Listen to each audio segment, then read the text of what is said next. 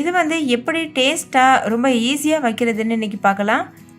வத்த குழம்பு வைக்க தெரியாதவங்க கூட இந்த வீடியோவை ஃபுல்லாக பார்த்தீங்கன்னா கண்டிப்பாக நீங்களும் ரொம்ப பெர்ஃபெக்டாக ரொம்ப டேஸ்டியாக வைக்க முடியும். நீங்களே பாருங்கள் எவ்வளோ கலர்ஃபுல்லாக பெர்ஃபெக்டாக இருக்குல்ல. முக்கியமாக கடைகளில் கிடைக்கக்கூடிய வத்த குழம்பு மாதிரி இது ரொம்ப டேஸ்ட்டாக இருக்கும். இப்போ வாங்க ஃப்ரெண்ட்ஸ், வீடியோக்குள்ளே போய் இந்த ரெசிபி எப்படி செய்கிறதுன்னு பார்க்கலாம். வீடியோக்குள்ளே போகிறதுக்கு முன்னாடி நம்ம சேனல் இந்தியன் ரெசிபிஸ் தமிழை சப்ஸ்கிரைப் செய்யாத நண்பர்கள் சப்ஸ்கிரைப் செய்துக்கோங்க. ஃபஸ்ட்டு இந்த ரெசிபி பண்ணுறதுக்கு ஒரு கடாய் சூடுபடுத்திக்கோங்க. அதில் 3 டேபிள் ஸ்பூன் அளவு எண்ணெய் சேர்த்துக்கோங்க. கூடவே கொஞ்சம் போல் வெந்தயம் சேர்த்துக்கோங்க. இது ஒரு 1/4 டீஸ்பூன் அளவு வெந்தயம் இருக்கும். இது கூடவே 3 வரமிளகாய் சேர்த்துக்கோங்க. அடுத்தது கொஞ்சம் போல் கடுகு நல்லா பொரிஞ்சு வர வரைக்கும் வெயிட் பண்ணுங்கள். கடுகு நல்லா பொரிஞ்சதுக்கப்புறமா 1/2 டீஸ்பூன் அளவு சீரகம், ஒரு கொத்து கருவேப்பிலை, இது ரெண்டையும் சேர்த்து நல்லா பொரிய விட்டுறலாம். வத்த குழம்புக்கு கருவேப்பிலை சேர்க்கறதுனால நல்ல வாசனையாக ஃப்ளேவரோடு இருக்கும். இப்போ இதில் ஒரு கைப்பிடி அளவு பூண்டு பற்கள் சேர்த்துருங்க.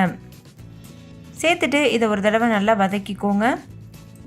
அடுத்து இதில் ஒரு 10-15 சின்ன வெங்காயத்தை சின்னதாக நறுக்கிட்டு சேர்த்துக்கோங்க. சேர்த்துட்டு சுவைக்கேற்ப உப்பும் சேர்த்துக்கோங்க. உப்பு சேர்க்கறதுனால வெங்காயம் சீக்கிரமாகவே வதங்கிடும்.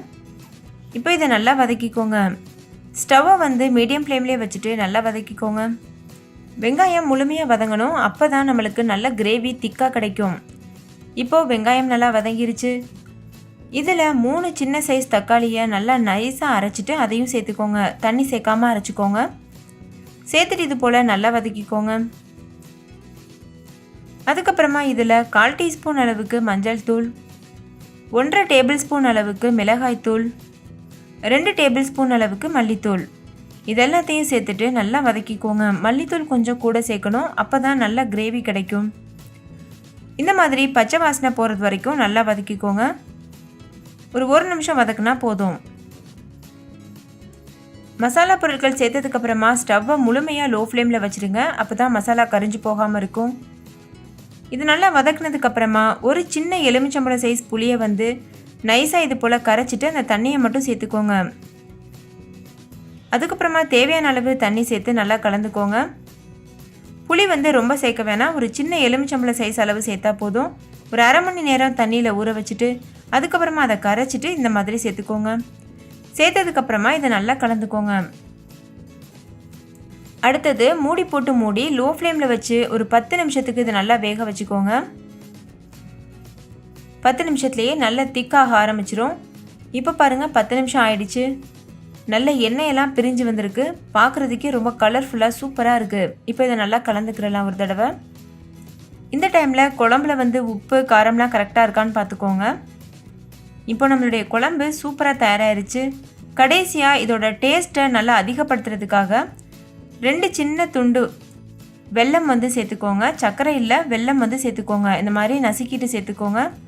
இது ஆப்ஷனல் தான், ஆனால் இது சேர்த்திங்கன்னா ரொம்ப டேஸ்ட்டாக இருக்கும். வெல்லம் சேர்த்துட்டு ஒரு 2 நிமிஷம் இதை நல்லா கொதிக்க வச்சுட்டு ஸ்டவ் ஆஃப் பண்ணி இதை தனியாக எடுத்து வச்சுருங்க. அதுக்கப்புறமா ஒரு சின்ன தாளிப்பு கடாயில் 2 ஸ்பூன் அளவு எண்ணெய் சேர்த்துக்கோங்க. சேர்த்துட்டு எண்ணெய் சூடானதுக்கப்புறமா ஒரு கைப்பிடி அளவு வத்தல் சேர்த்துக்கோங்க. நீங்கள் எந்த வத்தல் வேணாலும் சேர்க்கலாம், உங்களுக்கு விருப்பமான வத்தல் சேர்த்துக்கோங்க. சேர்த்துட்டு இதை நல்லா வறுத்துக்கோங்க.